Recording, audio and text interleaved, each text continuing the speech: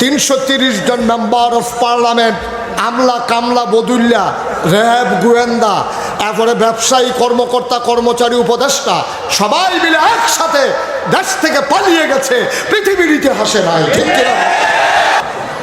ছেলেরা, এই যে ছেলে, কথা বলা যাবে না, একটু সুযোগ করে দিতে হবে, একটু সুযোগ। 11 পিন পতন নিস্তব্ধতার মাঝে কথা হবে ইনশাআল্লাহ। খরগোশের মতো কান খাড়া করে, মাছের মতো নিষ্পলক নয়নে তাকিয়ে তাকিয়ে কথা শুনতে হবে। প্রতিটি কথা আমার জীবনের জন্য যেন কাজে লেগে যায়, আল্লাহ যেন কবুল করে। সবাই পড়ি আমিন। তো যেই কথাটুকুন বলছিলাম যে আল্লাহ আমাদেরকে মানুষ বানিয়েছেন। কি বানিয়েছেন? সবাই জুড়ে বলেন। মঞ্চে যারা আছে মহিউদ্দিন ভাই সহ তারা না কইলেও সারব, কেন তারা যে বইয়া রয়েছে এটাই তো বেশি হিসাবে হোতাফান আর গা বহাই রাখছেন আপনারা। আপনি আরও পিছনে এসে আমার দিকে ঘুরে বসেন, আরও দেখাতেন পেছনে যান সবাই, আরও সামনে সরেন, উনি আরও আপনি এদিকে আসেন, আইসে আমার দিকে তাকাইয়া বসেন। ওয়াজ হইল হ্যাঁ আপনি চাইয়া দিচ্ছেন, হ্যাঁ ঠিক আছে, সুযোগ করে দিলাম, এই যে ঘুরাইয়া বসাই দিলাম। আমিন কর, জুড়ে কর, আরো জুড়ে। যেই কথাটুকুন বলতেছিলাম, আল্লাহ তাবারক ওয়া তাআলা আমাদেরকে মানুষ বানিয়েছেন। সবাই আমি যেটা প্রশ্ন করি জবাব দেবেন। কি বানিয়েছেন? মানুষ করে বানানোর পরে আমাদেরকে বলেছেন আমরা আশরাফুল মাখলুক, আমরা সৃষ্টির সেরা জীব মানুষ। আচ্ছা, কেন সৃষ্টির সেরা জীব? আমাদের শরীর খুব মোটা, এই জন্য আমরা সৃষ্টির সেরা? কথা বলে এই জন্য? একটা হাতি কাটলে মিনিমাম 10টা মানুষ বানানো যাবে। হাতি তো সৃষ্টির সেরা হতে পারে নাই। একটা নীল তিমি কাটলে 50টা হাতি বানানো যায়। ওই নীল তিমি তো কেউ সেরা বলে নাই। আমার চাইতে আপনার চাইতে জুড়ে দৌড়াইতে পারে। আপনি যে গরুটা পালেন, এই গরুটারে যদি হঠাৎ করে ছুটে যায়, রাগ হয়, আপনি দেখবেন যে আপনার হ্যাসরাইয়া সহ নিয়ে চলে যাবে। চাইলে জুড়ে দৌড়াইতে পারে গরু। আমার চাইতে আপনার চাইতে বড় অনেক প্রাণী আছে, হাতি আছে, এই তারপরে 700-800 কেজি গোশত হয়, 1000 কেজি গোশত হয়। বাংলাদেশেই তো এমন গরু পাওয়া যায়। আর আপনার গায়ে কয় কেজি? আপনি সবটা মিলিয়ে 70 কেজি, 80 কেজি, নাইলে 100 কেজি। 100 কেজির উপরে মানুষ পাওয়া খুব কঠিন। কিন্তু এই 1000 কেজি গোশত হয়, তারে আশরাফুল মাখলুকাত বলা হয় না। 50টা হাতি বানানো যাবে, সেই নীল তিমিকে আশরাফুল মাখলুকাত বলা হয় না। আপনাকে আমাকে বলা হয় কি দিয়া? আপনি খুব জুড়ে দেখেন এই জন্য না, আপনার 2টা শিং আছে এই জন্য না, আপনার কিচ্ছু নেই, আপনি অসহায় একজন মানুষ। একটা ট্যাংরা মাছ আপনি তারে ধরতে গেলে তার আত্মরক্ষার্থে আল্লাহ 3টা কাঁটা দিচ্ছে। একটা শিং মাছ, তারও 3টা কাঁটা আছে। একটা মুরগি, সেও দেখবেন একটা ঠোকর দিতে আসে, সুবল মারতে আসে, ঠোকর দিতে আসে। একটা খাসি, গরু, সবার একটা না একটা আত্মরক্ষার জিনিস আছে, কিন্তু আপনার কিচ্ছু নেই। আপনি কেউ আপনারা মারতে আসলে আপনার নাড়ি বিঝারণ লাগে, আপনার শরীরের ভিতরে কোনো অস্ত্র শস্ত্র আল্লাহ ফিট করে দেন নাই, তারপরও আপনি আশরাফুল মাখলুকাত। সুবহানাল্লাহ বলবেন না?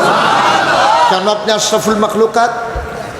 রামচন্দ্রপুরের মানুষ, মুরাদনগরের মানুষ, পার্শ্ববর্তী বাঞ্ছারামপুরের মানুষ, আর এক পার্শ্বে হোমনার মানুষ। মন দিয়ে শোনো রে ভাই, মানুষ কেন আশরাফুল মাখলুকাত? তার চোখ 2টা বড়, এই জন্য আশরাফুল মাখলুকাত না। তার মাথাটা অনেক বড়, এই জন্য আশরাফুল মাখলুকাত না। তার দেহ অনেক বিশাল, এই জন্য আশরাফুল মাখলুকাত না। আশরাফুল মাখলুকাত মানুষ হয়েছে যেই জিনিস দিয়া, তার নাম হইল আকল। ঠিক কিনা? বিবেক, বিবেচনা, ভালো মন্দ বোঝার ক্ষমতা, এটা আল্লাহ মানুষকে দিয়েছেন, আর কাউকে আল্লাহ দেন নাই। এখন এই বিবেক দিয়া আপনি আশরাফুল মাখলুকাত হয়েছেন। এখন বিবেক যদি কাজে না লাগান, তাইলে মানুষে কি কয়, আপনার ফুতেরে ধরে, শুধু ফুতেরে আপনি গরুর লগে না ফাইরা আইয়া সেটা ফুতেরে ধরে ফিটা শুরু করছেন ফাজুন দিয়া। আপনার মায় দৌড়াইয়া আইয়া সেটা তুই একটা গরু ছ, তুই তাদের কি শুরু করছ? মায় ফুতেরে গরু কইছে গেলে আপনি গরুর মতো কাম করছেন দেখা। ঠিক কিনা? সারে কয় তুই একটা গাদা হইছ, কেড়ে তারে গাদা কয় কেড়ে, কারণ তো ফরা ফারে না, তো ফরা ফারছে না দিকে সারে তারে গাদা কইছে, মায়ের তারে গরু কইছে। তাইলে বোঝা গেল তুমি গরুর মতো কাম করছো দেখা তোমার মায়, তোমার নিজের মায়, যেই মায় ফেরো ধরছে, যেই মায় তোমার জন্ম দিছে, 2.5 বছর যেই মায় বুকের দুধ খাওয়াইছে, এই মায় তোমার গরু কয়, কারণ তুমি গরুর মতো কাম করছো, তুমি গাধার মতো কাম করছো। গাধার নাকি কোনো কিছু মনে থাকে না। তুমি যখন প্রতিদিন পড়া পারো না, স্যার তোমারে গাধা কয়। তাইলে যদি আশরাফুল মাকলুকাত হইতে হয়, 2টা হাত থাকলে, 2টা চোখ থাকলে, কান থাকলে, মুখ থাকলে আশরাফুল মাকলুকাত হওয়া যায় না। আশরাফুল মাকলুকাত হওয়ার জন্য প্রতিটা মানুষের বিবেক থাকা লাগবে, ঠিক কিনা? বিবেক কাজে লাগাইতে হবে। বিবেক যখন মানুষ কাজে লাগায় না, ক্ষমতা পাওয়ার পরে মন যা চায় তাই যখন করে, পৃথিবীর ইতিহাস আপনি পর্যালোচনা করে দেখেন, নানান সময় মৃত্যুর কারণে সরকারের বদল হয়, ভোটের মাধ্যমে সরকারের বদল হয়, আন্দোলনের মুখে সরকারের বদল হয়, কিন্তু সরকার বদলের পরে পুরো পৃথিবীর ইতিহাস আপনি পর্যালোচনা করে দেখেন, শিক্ষিত মানুষ যারা গুগলে সার্চ দিয়ে দেখেন, পৃথিবীর ইতিহাসে এই ঘটনা ঘটে নাই। গত 5ই আগস্ট বাংলাদেশে যে ঘটনা ঘটেছে, ঠিক কিনা? কি ঘটনা ঘটছে? সরকারের বদল হয়েছে। এইটা আমি যেটা বুঝাইতে চাইছি, যে সরকার বদল হইতেই পারে, কারণে কারণে হবে, ভোটে হবে, মারার পরে হবে, আন্দোলনের মুখে হবে, কিন্তু সরকার বদলের পরে 330 জন মেম্বার অফ পার্লামেন্ট, আমলা কামলা বদুল্লা, র্যাব গোয়েন্দা, এরপরে ব্যবসায়ী কর্মকর্তা কর্মচারী উপদেষ্টা সবাই মিলে একসাথে দেশ থেকে পালিয়ে গেছে। পৃথিবীর ইতিহাসে নাই, ঠিক কিনা? এটা পৃথিবীর ইতিহাসে বিরল, এটা পৃথিবীর ইতিহাসে বিরল। এটা বাংলাদেশে গোটা পৃথিবীর মানুষ নতুন করে দেখলো। সরকারের বদল হতেই পারে, আমি দেশ ছেড়ে চলে যাওয়া লাগবে কেমনে? কেন চলে যাওয়া লাগবে দেশ ছেড়ে? এই দেশ তো আমারও দেশ। আমরা কি বলি যারা আগের ক্ষমতায় ছিল তাদের কি দেশ না?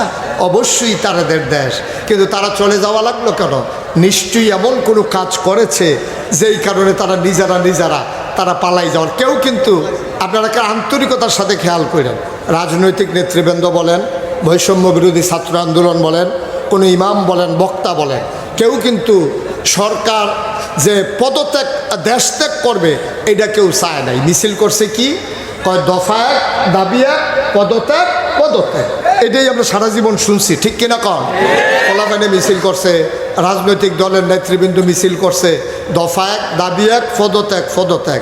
আল্লাহ কয় আরে না, দফা 1, দাবি 1, দেশ ত্যাগ, দেশ ত্যাগ, ঠিক কিনা? আল্লাহর খেলা। এটা হলো যার যার কর্মের প্রায়শ্চিত্ত। আমি মাঝে মাঝে ঘটনাটা মনে হলো অঝরে কান দিয়ে একা একা, আরে দুনিয়ায় 17 বছর থাকার পরে এই যদি মানুষের রুষানলে পরে দেশ থেকে চলে যাওয়া লাগে, 50 বছর 70 বছর জিন্দেগি করার পরে আল্লাহর আদালতে না জানি আমাদের কি উপায় হবে, এটা মনে হইলে আমি অঝুরে কাঁদি, অঝুরে কাঁদি।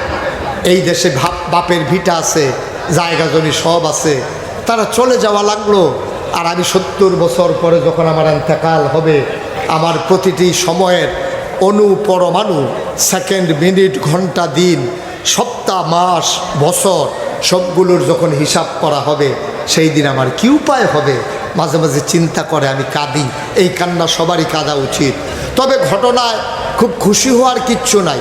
সাদা কাগজে লিখে রাখেন, ওরা যেই কারণে দেশ ছেড়ে পালানো লাগছে, আবার যদি আমরা সেই কাজ শুরু করে দেই, আমাদের পরিণতি আর চাইতে আরও ভয়াবহ হবে।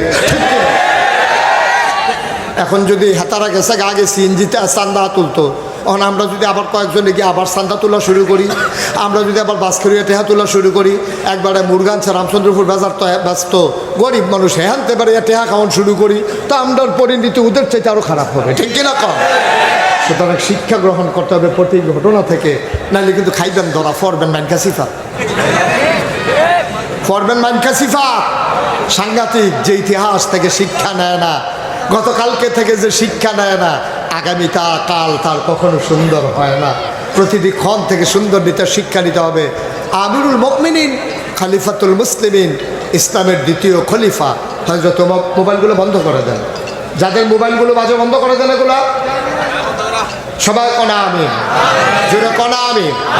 হযরত ওমর একদিন ডাক দেয়া কয়, শোনো, তোমার গতকালকের দিনটার চাইতে আগামী দিনটা যদি সুন্দর না হয়, তাহলে তুমি প্রকৃত মুমিন নও, তুমি প্রকৃত ইমানদার হইতে পারো নাই। কারণ গতকালকে তুমি যেই ভুলগুলো করছো আজকেও যদি সেই ভুলগুলো করো, তুমি তো গরু ছাগল না, তুমি জন্তু জানোয়ার না, তুমি তো মানুষ। তুমি শিক্ষা নাও না কেন? গতকালকে ভুল হয়েছে, এই জায়গায় গর্তের ভিতরে পা পড়ে তোমার পা মস্কাই গেছে, আগামীকালকে এই গর্তের মধ্যে ফা দিয়ে তোর ফা ভাঙিয়েই লইছে, তোতে বদলাইব কবে? আর তোমার মস্কানের পরে তো তুমি সাবধান থাকা দরকার। এখানে একটা গর্ত আছে, আমি যাওয়ার সময় খেয়াল করে যাওয়া লাগবে যেন ওই গর্তে আমার পা না পড়ে। আপনি যদি বারবার গর্তে, এই জন্য নবীজি বলেছেন মুমিন কখনো এক গর্তে দুইবার সাপের কামড় খায় না। কারণ একবার যদি সে সাপের কামড় খায়ও, সে চিন্তা করে আবার যদি আমি এখানে যাই তাহলে না আবার কামড় দিয়ে ফেলবে, এই জন্য সে ওই রাস্তায় আর যায় না, ওই গর্তের কাছেই যায় না।